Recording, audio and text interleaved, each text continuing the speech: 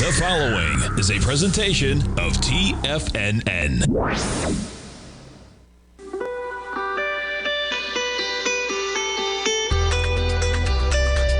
The Morning Market Kickoff with your host, Tommy O'Brien.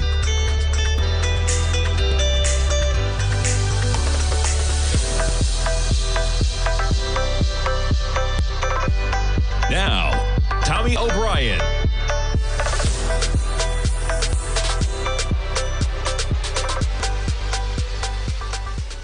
Good Thursday morning, everybody. I'm Tommy O'Brien, coming to you live from TFNN just after 9 a.m. Eastern Time. We got about 24 minutes to go until the start of trading. We have initial jobless claims out, 211,000. You see a little bit of a spike on this chart. The S&P's at about 830. We're trading at about 39.82. Okay, so we are now positive by 12 points. You're almost negative by about 12 points when we got that number. We'll see where we go today, man. One day ahead of course, a very important non-farm payroll number tomorrow. And all I'll say is this. The initial jobless claims number, and we're going to talk to our man Kevin Hincks coming up after the first break. We talk to him every Tuesday, Wednesday, and Thursday at 9:15. This number, so much less important than what we're going to see tomorrow. And some of the verbiage being used out there, and let's just jump into some of the headlines, man. U.S. jobless claims jumped to 211,000, led by New York and California. Initial applications surpassed all economist estimates. Okay, these are facts. Continuing claims also rose, the biggest gain since November of 2021. So they're decent numbers. The market's reacting this morning. Initial unemployment claims increased 21,000 to 211,000 in the weekend in March 4th. The median estimate was for about 195,000. You're only talking about 16,000 jobs, man, over the course of a month, okay? Continuing claims, which include people who have received unemployment benefits for a week or more, they're usually an indication how hard it is to get another job, obviously, surged 69,000. Now, this article says surged, okay? This is some of the verbiage. I don't consider that a huge surge because of some of the volatility in these numbers, and you look where we are, man, okay? And look how many times over the last year we've had spikes and declines and spikes and declines. If you're a technical trader, folks, what are we doing? All we're doing is we're at the bottom of the trough right now, okay? Can we break out of here? Yes, we can. But there's been many times we've seen increases from 200 to the 250 range. The real question is going to be is what happens when you go from 200 to 250? Do you get above that number, right?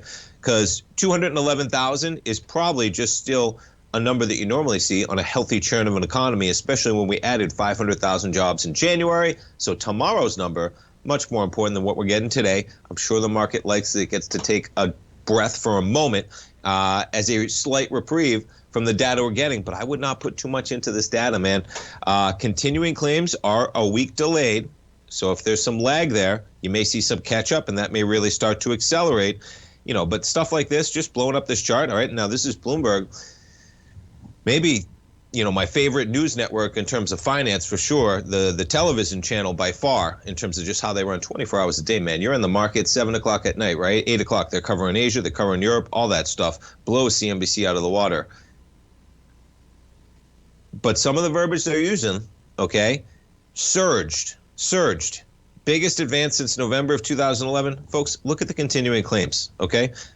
We're just chopping around where we are right now. And yeah, you can make the case that we have an initial jobless claims data, but as the chairman himself would say, don't put too much into one data point, and especially don't put it into initial jobless claims. Continuing, probably a bigger number to pay attention to because you see the rise there. That's a real deal. You got people out of work, and they're not coming back on the rolls and they're still on unemployment weeks on end, yes, that will matter. So we take that in stride. It's going to be interesting to see where we open. You're coming into a price point of about 4,004. That's above anything we were at yesterday in this market. And boy, we got some action coming up. We got non-farm payrolls on Friday. Tomorrow, we got CPI on Tuesday. And then in less than 2 weeks, we have another Fed meeting that's going to decide it all. But boy, think about it, man. Just Friday, in the next 3 trading days, call it 4 including today, the argument's going to be made whether we're going 25 or 50. I was listening to Bloomberg early this morning. They were talking about some of the guests, talking about where is the line in the sand for the CPI and for the jobs number that's going to force the Fed to go to 50. Now, Chairman Powell made the case that he hasn't made up his mind yet, and he probably hasn't, because you could get a surprise on either one of those. that would probably dictate from where we are right now whether they can go 25 or they can go 50. They're still hiking, okay? They're still hiking. They're not even pausing. They're definitely not thinking about cutting. They're just deciding whether to go 25 or to go 50, and they're already in a pretty restrictive rate policy. So it's going to have to be substantial, but it has been substantial. It's been 500,000 jobs added in January. Think the estimate's something about 200, 225 jobs added tomorrow. The wages will be important in there as well. Services going to be a very important one as well. And then we get CPI. We'll see where we go. Friday, Tuesday, all that action. Markets this morning were positive, above anything we saw yesterday in the S&Ps. NASDAQ 100, we're bumping just above that price level. Yesterday at about noon Eastern time, we're trading at about right where we are right now. Dow up 82 points this morning, approaching 33,000. We got the Russell up by 2 points at 1882. Let's jump to notes and bonds. Let's jump to the dollar first before we jump to commodities. So you got the dollar backing off a bit. What do we have? Yields backing off? No, yields. Yeah, yields backing off a bit. Exactly. So we have higher price, lower yield. Now, I've been talking about this trend line, man. This trend line goes back, a couple years, okay? And you put it on the daily, and this is on the 10-year. You can see quite a defined trend channel. It really starts accelerating about a year ago, okay? We break out of that channel. The beginning of the year, what have we done? On a daily basis, we've broken back within this channel line. And this channel line right now, absolutely remarkable when you put it even on a 5-minute chart, how within a few ticks, we're ticking up to that level. It's an area of resistance. We break above it, we break below it, but put it on your charts, man, because, yeah, you can see how many times it's been an inflection point, whether you're hitting it and it's resistance or it turns into support. But, boy, it's going to be an important one when we find out. But this morning, what do we have? We have a little bit of higher price and lower yield on the initial jobless claims number. We jump to commodities. Crude. I mean, look at this consolidation area in crude, man. $80 to $82 is the upside on crude. $74, maybe closer to $72 is the downside. You're right in the middle of that area right now at $77.39 in crude. Gold catching a little bit of a bid this morning. What do we have, right? We have lower yields. We have a weaker dollar. That's putting a bid in gold. Gold at $18.29 right now, up about $11. We jumped to notes and bonds already. Silver catching a little bit of a bid. Let's jump to the VIX this morning as we get a positive market. The VIX on its way back to 19 right now. If you look at this week, right, doesn't really look like the week that we've had in terms of the acceleration that we had in the markets. But nonetheless, the VIX, low volatility right now. When you think about the volatility potential with the jobs number tomorrow and the CPI data on Tuesday.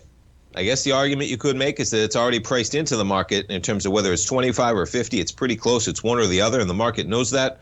And nonetheless, we're still trading at above 4,000 in the S&Ps. Let's jump around to some of the other currencies. Euro, U.S. dollar. Whoops. Euro, U.S. dollar. Yeah, a little bit of movement with the dollar, of course, this morning. We get the dollar yen. Back to about 136.20 so far this morning. Let's check around some of the FANG stocks as we get the markets pushing higher. You got Apple right now, up almost $1 at 153.60. Microsoft shares up almost $2. Call it $1.50 to the upside, 255.26. We check out Tesla shares. Talk about some volatility. Tesla going to open down another $2. Be careful, man, on Tesla. We take a look at this thing, right? Let's see what we just did. Yeah, 50% retracement from 310 down to 100. Boy, if that's ever an A to B, C to D, man, what's that bringing you to? Oh, that's bringing you to like nothing. I don't know if that's happening. Stay tuned, folks. When we come back, we'll talk to our man Kevin Hincks. We'll be right back.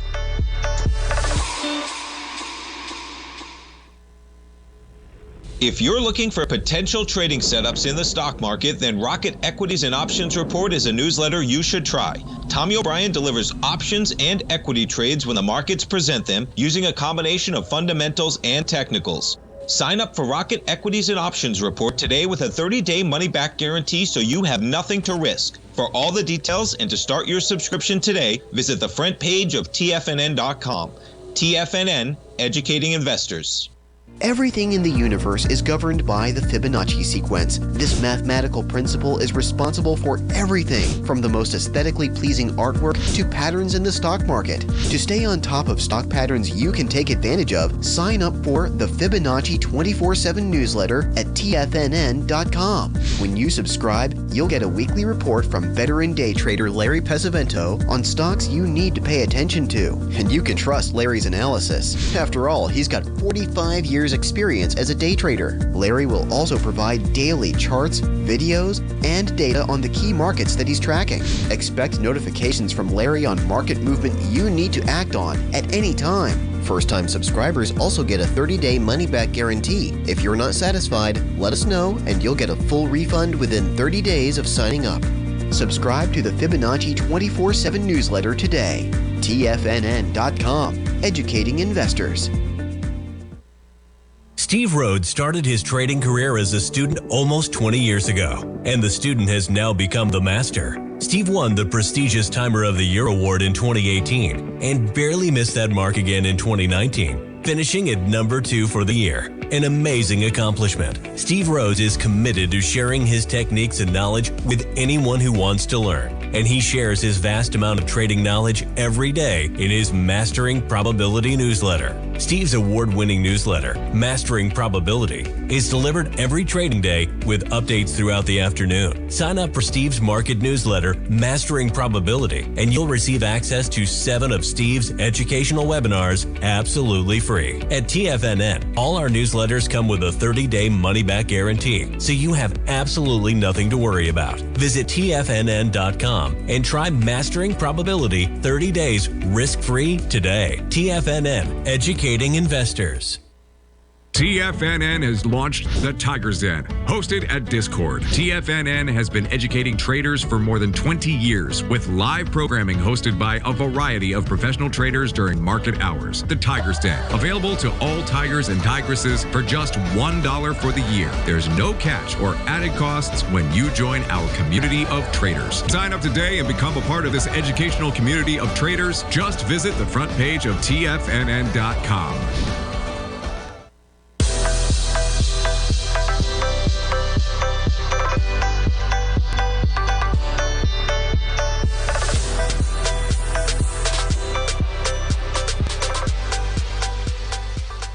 Welcome back, folks. We got the S&Ps just over 4,000, trading at 4,004. You're positive by 9 points. Markets catching a little bit of a bid on the initial jobless claims number. To talk about the action, let's jump over to our man Kevin Hincks from TD Ameritrade Network. Every trading day, folks, 12 noon Eastern time. Okay, put it on your calendar. Fast Market, Kevin Hincks, Tom White, the whole team. They break down the action. They walk you through hypothetical trade setups. If you ever want to learn about options, folks, multi-leg trades, defined risks, please check out the program every trading day. Kevin Hincks, what do you think of the market action this morning? Good morning, Tommy O'Brien. You know, here's the way I would describe today's jobless claims number, Tommy. And I'll give you the analogy of a Chicago winter, okay? If it's 10 below for a week, and then suddenly it goes to 10 degrees above zero, you think it's a heat wave, right? But really, it's still really cold. And so even though 211,000 first-time filers for unemployment insurance was higher, which shows maybe a little bit weaker, 211,000 first-time filers for unemployment insurance is still a historically strong number. So the fact that it's off, you can see that in the 4-week average, still below 200,000. So, yeah, the market rallied from down about 0.3% to up 0.25%. I don't know how long that will last. The market's still very jittery about tomorrow's number and what Jerome Powell said this week. So, yeah, I understand a little bit of relief when that number came out. The dollar sold off, bonds rallied, but we'll see how that plays out during the day. And Kevin, for those that are unaware of the Windy City, if it's -10 and goes to +10, does that mean the feels like with the wind chill goes from like -30 to -10 and everybody thinks it's still a heat wave? Is that what happens? Depending on the wind, right? I mean, basically it got 20 degrees warmer, but you're still cold, Tommy. Folks, that's why you got to watch Fast Market. He makes very difficult things sometimes simple to understand. No, I love it, Kevin, because I was reading, of course, the numbers this morning, and I said to myself, okay, well, we catch a bid, and it's nothing too substantial, almost at where we were in the middle of the day yesterday, positive 10 versus negative 10. We come in, but pretty remarkable that, as you put it, the 4-week average, folks, still under 200,000. And kind of the mantra that goes out since 8:30 is, okay, here we go. Now we got inflation under control. Maybe the Fed doesn't have to do as much. And I kind of chuckled to myself for the same degree, man. With that in mind, we get kind of the main event of this week, at least tomorrow morning. Kevin, what are you looking for in terms of maybe the jobs action as we approach tomorrow and the trading days today as we approach into that number tomorrow morning? Yeah, Tommy, so the expectations for tomorrow are, 223,000 payrolls, down from the incredible, ridiculous number of 517,000 a month ago. They expect the unemployment rate to stay at 3.4%. Private payrolls to be 213,000. The ADP number just came out at 242, but the wages data, the year-over-year wages data, Tommy, are supposed to go from 4.4% to 4.7%. So, like I said, like we've seen in a lot of the data, things are starting to head back up, and that's why Jerome Powell spoke this week like he did. That's why the terminal rate is now up to 5.65%. That's why the chance of a 50 basis point interest rate hike is now over 60%. So, Tommy, don't take too much relief from a number that was only slightly worse for overall job seekers, but better for overall inflation. Because that number, Kevin, you've told us, I believe, in the past, right? In a healthy economy, you're just getting churn. And there's, many different areas of this economy, man, that you could make the argument we've never seen something, at least in my lifetime, like it. So it's not the usual thing that's what's happening. But in healthy economies, you're just getting churn of 225,000 initial jobless claims on a weekly basis. So we're still at a point that might not even be indicative of any tightening at all, let alone tightening that would cool the wage market. As a trader, Kevin, and you have such an important data point tomorrow, we have the CPI on Tuesday. Where do you see, I guess, the risk, as in, do you see 25 and 50 being decided tomorrow? Do you see the market reacting? Do you think the market is going one way or the other already? Or do we kind of get that information from where the jobs are tomorrow and then where the CPI is Tuesday? I don't see it being decided tomorrow, but certainly after the CPI and PPI data, then you're going to get a clearer picture. Remember, the CPI on the 14th and PPI on the 15th. So we'll get that, and you'll get retail sales. So, nice. Yeah, when retail all sales, that comes out and then the meeting starts, then I think they'll have a more clear picture. And I think the markets will too, Tommy. It's so interesting. There's so much data. It almost gets lost. I have CPI. I have jobs, of course, on my head, but great. PPI, of course, following that. And then, retail sales, which was a huge number that it's going to be following. With that in mind, Kevin, what are you guys talking about on Fast Market at 12 today? 3 good names today, all with earnings, or 2 of them with earnings. Oracle in the A block. Like Foley will do a presentation on DocuSign, and then we'll look at GE. That's got some news out today in an investor day. So we'll cover GE today. Always a favorite of mine. Yeah, and give them a tease, because I was listening about that, reading about that. They're going to be crushing margins in aviation, right? And man, I pull up the chart. My goodness, of course they're going to be crushing margins. This thing's almost back at 90 right now, pushing the highs that it saw in 2021. What do you think of GE pushing those highs of a couple years ago, unlike many equities right now? What GE is doing, Tommy, is dividing itself into 3 companies, right? They're dividing into energy, healthcare, and aerospace, which is GE jet engines, basically. And so that is this company that used to be this behemoth is now only a fraction of what it used to be, and now has been divided into 3 companies. So we'll look at them, and we'll look at the current state of GE today. Nice. And boy, I pulled up the chart, Kevin, on a 3-year. I said, that's not that bad. We're at highs. I pulled it up on a 5-year. I said, that's not that bad. We're at highs. And then I put it on monthly going back and saw the demise from the year 2000. Man, just equity. Sometimes, folks, never think an equity can't do something crazy, because, boy, that chart is something else on a long-term basis. But maybe this is their turnaround, Kevin, breaking things up and margins in the aviation. It's all about margins right now, right? Kevin, I appreciate it, man. They still have three strong businesses, that's for sure. It's just so cool when you look at that chart, man. It's like you never think you know more than the market, man. Talk about a high-flying equity to 377. If you're watching Tiger TV, folks, boy, my goodness, 3 drives to the bottom, as they'd say. Kevin, I appreciate it. On a busy morning, as always, man. We'll be listening at 12 o'clock today. We don't talk to you tomorrow. And my goodness, the next time we talk to you, Kevin, is Tuesday. So we're going to know a lot more than we do, as usual, in Quite the Market. I appreciate the time, as always, Kevin. Have a great weekend, Tommy. You too. Folks, check it out every trading day. I think it's a great way he set it up, man, because I was going to talk about a similar deal, saying, Kevin, we're at 200,000 jobs, right? Does that mean that inflation's cooling? Well, he put it in Chicago temperature terms, and boy, I've never felt those temperatures, man. I felt Boston, but Boston is not Windy City, Chicago when they get those negative temperatures. Pretty remarkable. And yeah, you talk about a chart, man.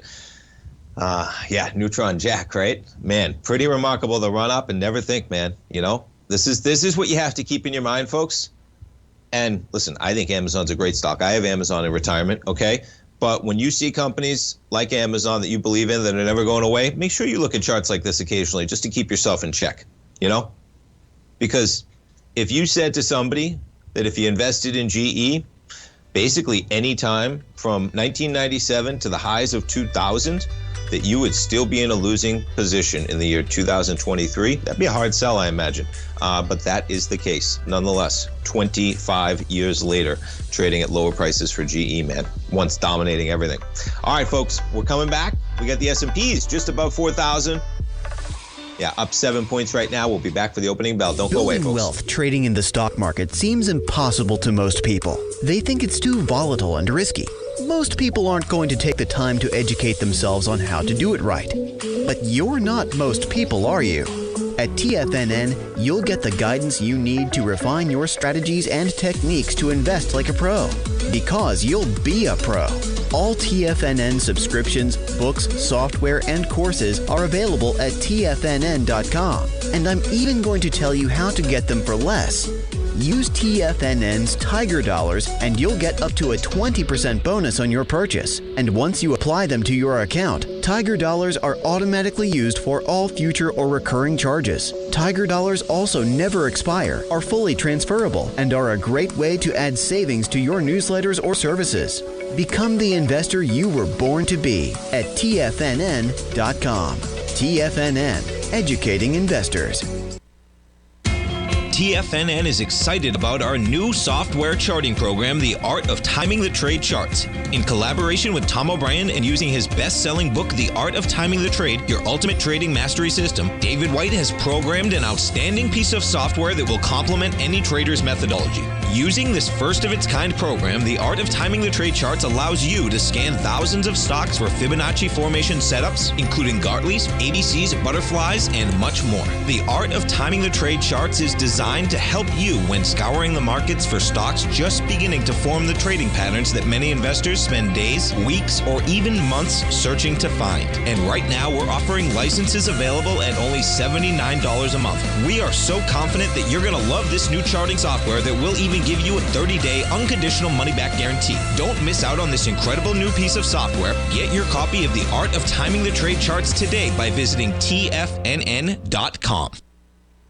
Sharpening your skills as an investor is like getting better at playing a musical instrument. You have to practice, sure, but you also need excellent instruction from experts. At TFNN, you'll get advice and guidance from the authority in technical market analysis. And it's not just dry, tedious text either. TFNN airs live financial content streamed live on TFNN.com and TFNN's YouTube channel with Tiger TV, live every market day from 8:30 a.m. to 4 p.m. Eastern.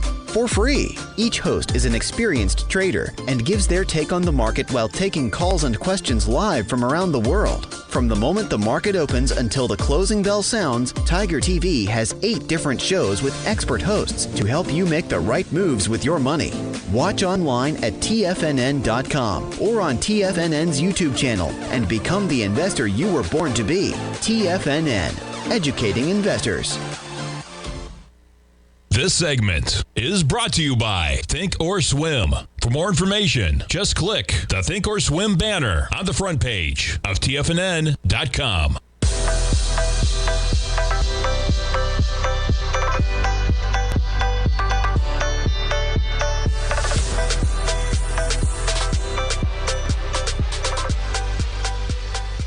Welcome back, folks. We open with the S&Ps at 4,000 on the dot. It's such an interesting market in terms of just trying to see how the market, where supply truly meets demand, folks, right, on this news, because things are just changing so quickly. It is a historic time in the market, okay? So volatility we're getting right now, this is not the norm. As a trader, they say it's your best friend. Boy, make sure you're careful on the downside. But the swings in this market both ways are just absolutely maniacal in terms of where we are in history. And you get to decide for yourself. I mean, pretty remarkable that we're at a time where the discussion is whether we're going from 25 to 50 when we've been hiking for a full year. And the Fed is still deciding whether they're going to go 25 or 50. I think the first hike was just over a year ago. Yeah, March 14th, 15th, somewhere there. Because I remember the market actually caught an acceleration, made it all the way back up to 4,600. So you talk about misplaced hope. Yeah, the market accelerated from 41 and change, right where we were on February 16th, up to 4,600 a year ago when we began hiking. And still we're discussing, right, whether it's 25 or 50. Just extraordinary times. We get jobs numbers tomorrow, and we get CPI on Tuesday. Excuse me, and those two will give us probably 90% of the picture, followed by PPI, and then retail sales is a big number as well. Interesting times, to say the least. All right, let's jump to a little crypto. The collapse of Silvergate. Is that it, Silvergate? Silvergate, yes it is. They bet everything on crypto. When the times are good, the times are good. When the times are bad, boy, the times are bad to the terms of dissolving completely. They, of course, cater to crypto. Now, what's so interesting here is that it's not just the fact that crypto had problems here, okay? That's not the fact. That's obviously a determining fact in what happened.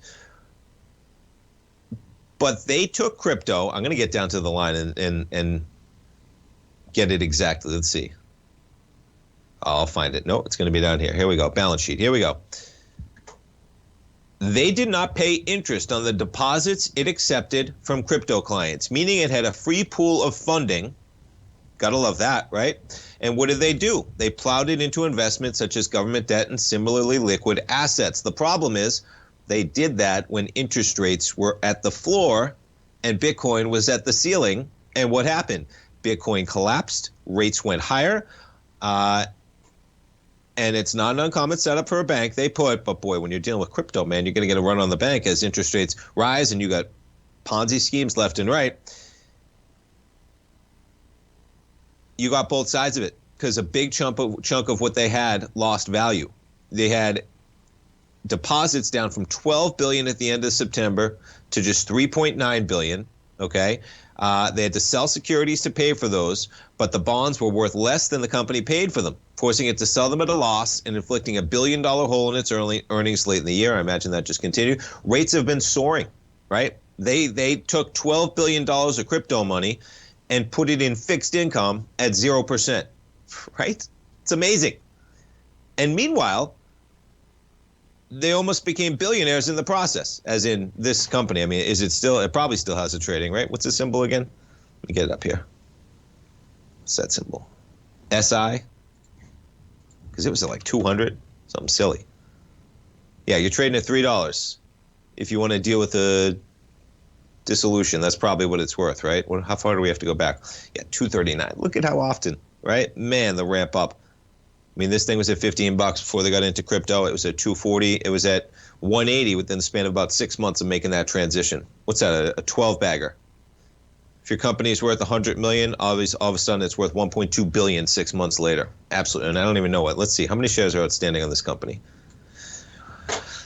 31 million. So it's valued at 100 million right now. 31 million. Wow. What was that at? What was it at the pot? 31 times 240. Man, that's $7.5 billion gone. This bank was valued at $7.5 billion at the high. Whew. So be careful in crypto, folks. You want volatility, you got it, man. But be careful even in the bank. And one of the last lines they end with on this article, I believe this is the one I was reading this morning. No, this isn't the one. They were saying it's a typical scenario where you take in assets in the short term, you invest them in the long term, and you get a liquidity crisis.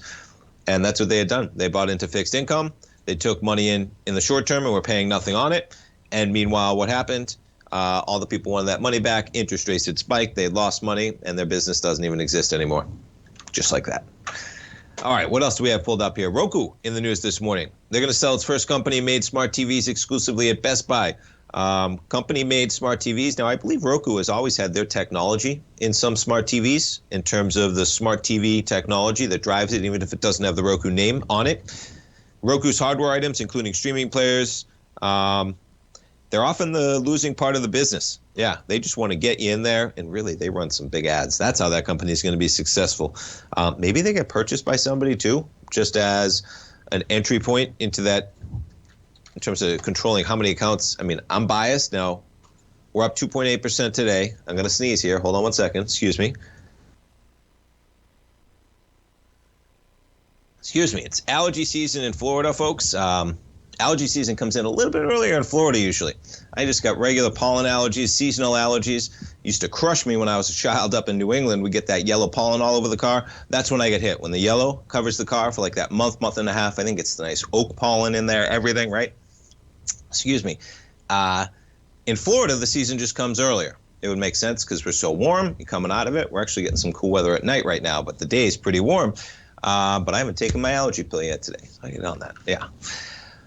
All right, so Roku up 2.6% today so far, and they're going to be making TVs. And you take a look at this chart. Now, man, you are like 100%. Many of these stocks that just got pummeled last year, right? You put it on a 3-year weekly. Yeah, you're up basically almost 100% from the lows that we came into the year. $38 up to 65. You know, it would be interesting, right? The NASDAQ 100 just kind of jumping around here, I know. But NASDAQ 100 from the COVID lows up to the COVID highs, we'll call it, does a 618. What does the S&P do? S&P does a 50%, okay? I could put it on the chart. Why not? I'll do it. Because what could be happening here, folks, right? There's your 50% to the dot. So maybe the S&Ps haven't made the 618, which they eventually will. So how interesting would it be? You look at equities like Roku, okay? That's 100% off the bottom. You look at Tesla, 100% off of the bottom. What are some of the other equities that have flown so far to start off the year? There's been a few. I'll think of them as we go through the show. What's ARK done? ARK's up 33% so far to start the year. There's a few others. They're leaving me right now. Salesforce had a run, right? So what if what's happening is we have a little bit of a rollover, man. We're coming out of the rates, right? Maybe growth stocks are going to fare a little bit better as we come out of that economy. I don't know, but maybe that's what's happening because some of the moves, percentage-wise, let's see how some of the big dogs. Yeah, no, Microsoft, Apple. I mean, Apple's had a decent run. Amazon's had an okay run. Yeah, something to keep in mind, though, because you may see the NASDAQ 100 actually outperform the S&P, which would be a different scenario. But you pull up some of those charts. Yeah. Oh, Meta. That's the other one I was going to think about. Meta, right? Look at those. Those are stocks that impact the NASDAQ 100 more so than the S&P. They're at 100% gain. Stay tuned, folks. We'll be coming back talking about some other equities. You might think that if you want to be successful at trading in the stock market, you're going to need a crystal ball. After all, it's impossible to predict the future, right? Like any endeavor in life, before you decide it's impossible, get some advice from the experts. You might find that it's not so impossible after all. For daily market overviews that give you direction on the key indices, selective stocks, and commodities, subscribe to the Opening Call newsletter at TFNN.com. The Opening Call newsletter is written by Basil Chapman, creator of the trading methodology known as the Chapman Wave. The Chapman Wave up-down sequence gives you an edge in identifying price turns, finding the peaks and valleys in stock prices. Get the Opening Call newsletter by Basil Chapman in your inbox every day. First-time subscribers also get a 30-day money-back guarantee. If you're not satisfied, let us know, and you'll get a full refund within 30 days of signing up. TFNN.com, educating investors.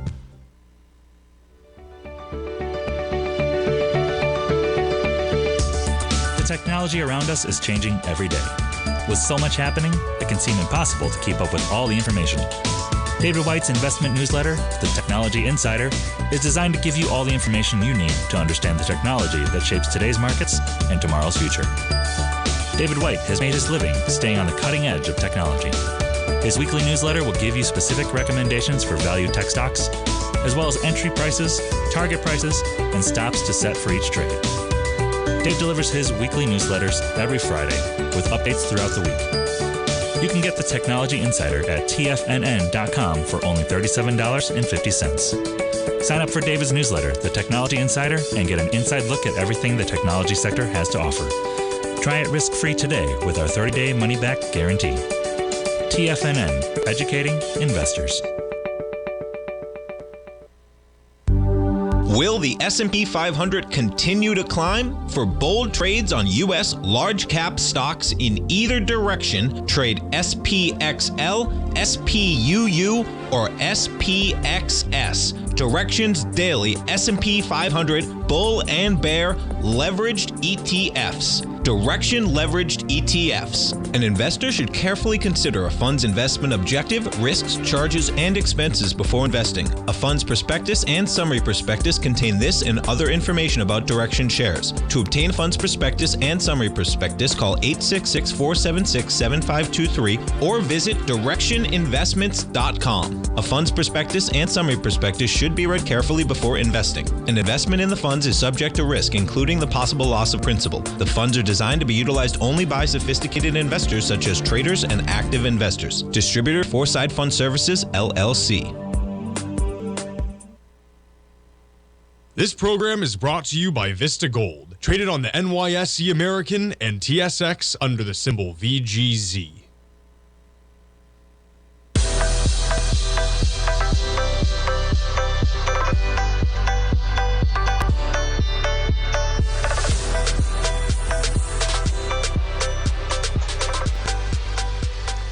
Welcome back, folks. We're going to talk a little bit of GE sees wider aerospace profit margins ahead of the breakup. We talked about this with our man Kevin Hincks to kick off the program at 9:15. Company issues long-term targets for aviation and the energy units.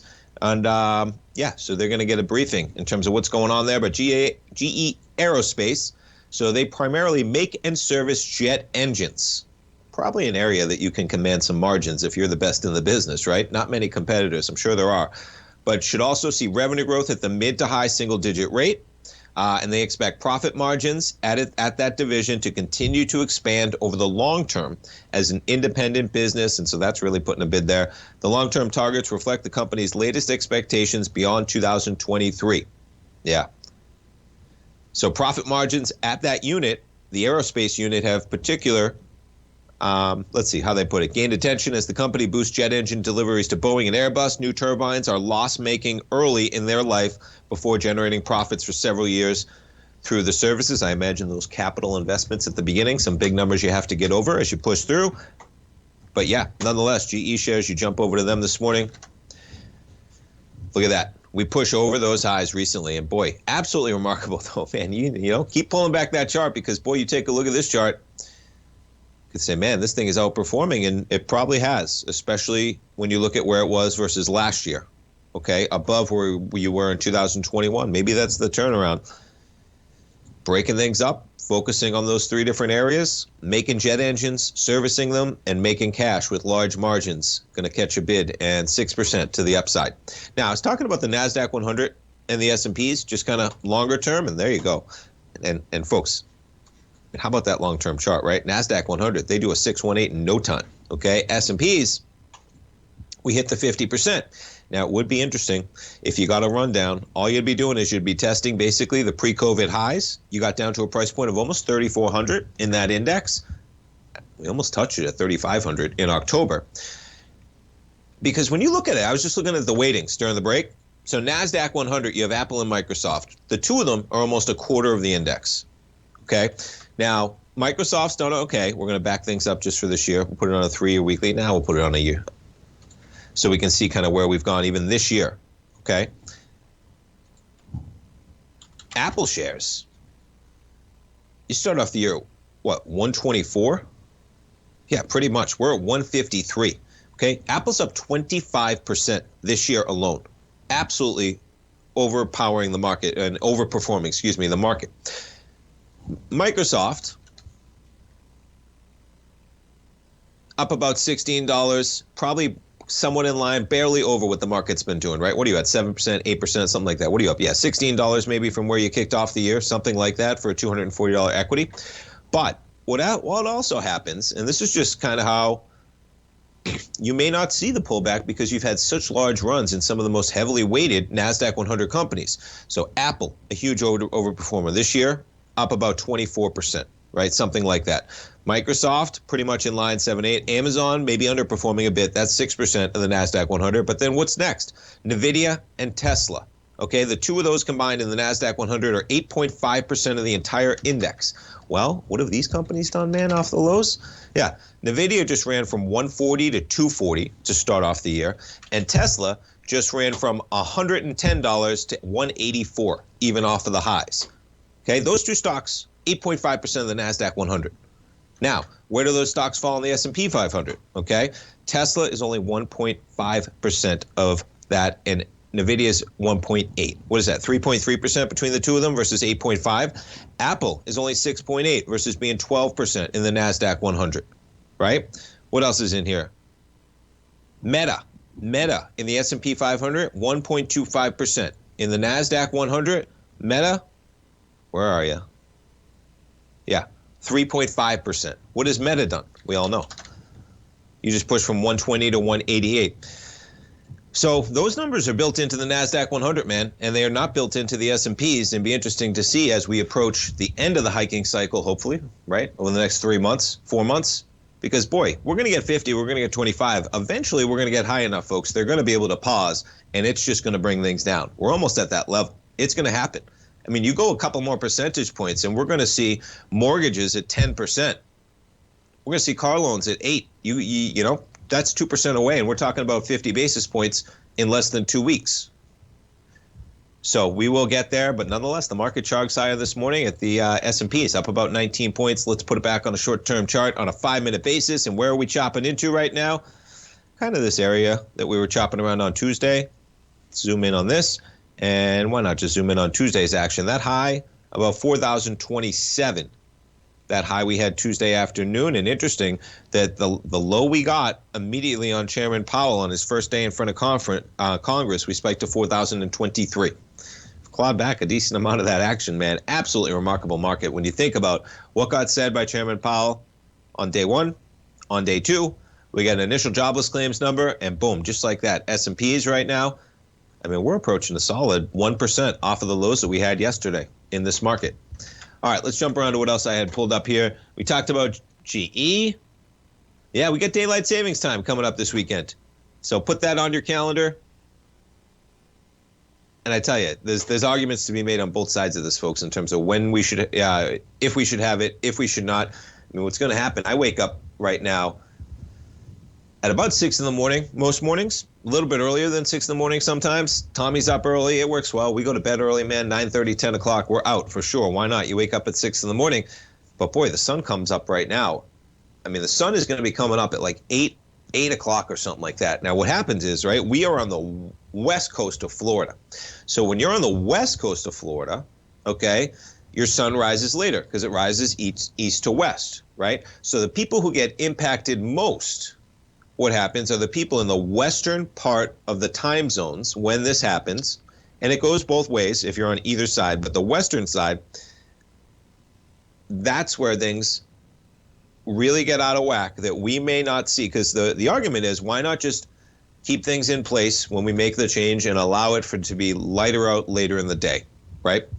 Well, the problem is when these clocks change for us in Tampa, and there's places much further west in time zones, we're going to have a sunrise at like, I don't know, let's Google it right now. What's the sunrise in Tampa right now? Because it's going to be pushed back an hour. Sunrise right now is 6:45. It feels like 7 o'clock. So it's going to be about 8 o'clock. The sunrise is going to be like 8 o'clock in the morning, 7:45 to be exact, okay? And the sun rises at 8 o'clock, and that's not even the worst of it. So put it on your calendar, though. Nonetheless, it will be lighter out later. That's a good thing as well, for sure. And this market, it's rocking, it's rolling, it's trading to the positive side. Let's see how notes and bonds are doing right now as this market trades higher. Yeah, you get the 10-year. We're coming right up to that channel line right now, almost to the tick, 111.07. We're positive by 9 ticks right now in the 10-year. I imagine we got some dollar weakness as this market trades higher. There you do. You sure do. 105.18 down from 105.50, man, at about 8:20 this morning. All right, folks, we got one more segment coming up. Let's check out crude. Yeah, crude catching a bid, man. You got a weaker dollar. You got higher crude prices pushing $78. And we got the gold contract catching a bid as well at 1834 right now. Stay tuned, folks. S&P's up by 22. We'll be right back in 3 minutes to finish up the show.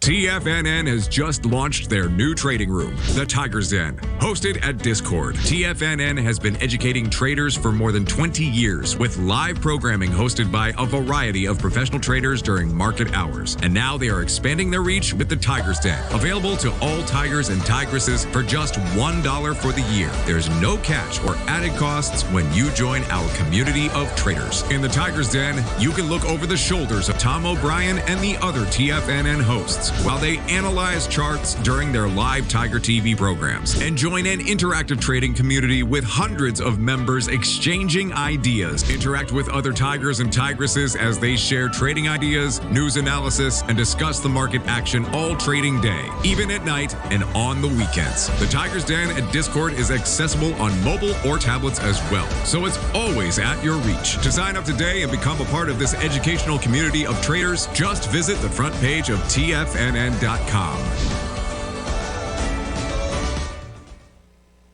You might think that if you want to be successful at trading in the stock market, you're going to need a crystal ball. After all, it's impossible to predict the future, right? Like any endeavor in life, before you decide it's impossible, get some advice from the experts. You might find that it's not so impossible after all. For daily market overviews that give you direction on the key indices, selective stocks, and commodities, subscribe to the Opening Call newsletter at TFNN.com. The Opening Call newsletter is written by Basil Chapman, creator of the trading methodology known as the Chapman Wave. The Chapman Wave up-down sequence gives you an edge in identifying price turns, finding the peaks and valleys in stock prices. Get the Opening Call newsletter by Basil Chapman in your inbox every day. First-time subscribers also get a 30-day money-back guarantee. If you're not satisfied, let us know, and you'll get a full refund within 30 days of signing up. TFNN.com, educating investors. Everything in the universe is governed by the Fibonacci sequence. This mathematical principle is responsible for everything from the most aesthetically pleasing artwork to patterns in the stock market. To stay on top of stock patterns you can take advantage of, sign up for the Fibonacci 24/7 newsletter at TFNN.com. When you subscribe, you'll get a weekly report from veteran day trader Larry Pesavento on stocks you need to pay attention to. And you can trust Larry's analysis. After all, he's got 45 years experience as a day trader. Larry will also provide daily charts, videos, and data on the key markets that he's tracking. Expect notifications from Larry on market movement you need to act on at any time. First-time subscribers also get a 30-day money-back guarantee. If you're not satisfied, let us know and you'll get a full refund within 30 days of signing up. Subscribe to the Fibonacci 24/7 newsletter today. TFNN.com, educating investors. This segment is brought to you by Thinkorswim. For more information, just click the Thinkorswim banner on the front page of TFNN.com.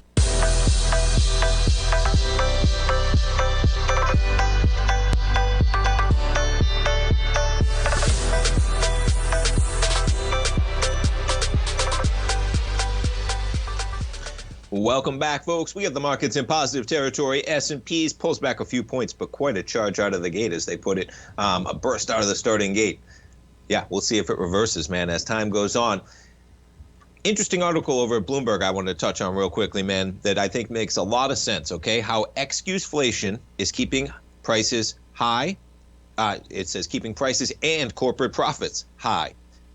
Now, man, what they talk about here, okay, that is so cool. I just think it's cool because it's happening. And this is what's going to be so tough, man. Now, they talked to Ken Jarosh, not familiar, an owner of Jarosh Bakery, okay? Small bakery, something like that. Let's see, mid-sized bakery in the Chicago suburbs, okay? And what he talks about in here is that even before COVID, when you have news coming about supply chains, commodity prices, the type of things that we're getting constantly here in terms of the stories that are coming over the years and COVID, you can just push through price increases. Absolutely, in a moment, you can just push them through.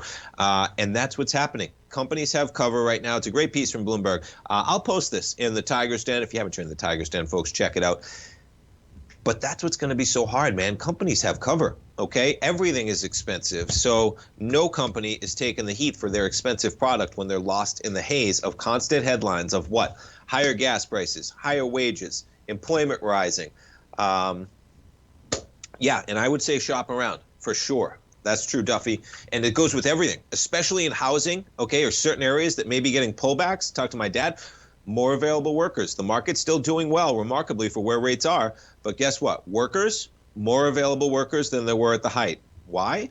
Well, look at interest rates. Just the fact that refinancing is very difficult for many people right now means homeowners don't have access to the equity in their house that many can use to do a renovation or whatever work, or just in the economy, but a renovation. So what happens? Less workers. So if you're doing work on a house, maybe get a couple quotes, right? Shop around for sure. Folks, thanks for starting your trading day. Stay tuned. We got our man Basil Chapman. He's up next. Steve Rhodes at 11 o'clock. Fast Market at 12. You heard him. They'll be talking GE, a couple other equities. Larry Pesavento at 1. Dave White at 2. My dad at 3. Have a great Thursday, everybody. We'll see you tomorrow morning.